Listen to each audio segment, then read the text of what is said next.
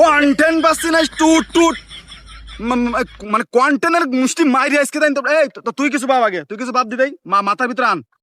ভাই আমার মাথা লোক গোবর পুরা, আমার দ্বারাই ওসব সম্ভব না। পাগল, গোবর কত উপকারী জিনিস জানিস? গোবর হচ্ছে জৈব সার। গাছ যখন লাগায় গাছের গোড়ায় গোবর দিয়ে কেন জানিস? গাছে প্রচুর পরিমাণে প্রোটিন, শক্তি। চেষ্টা কর, পারবি না। গোবরকে কাটে যেতে চাইলাম, তাও বাইরে গেলাম বাড়া।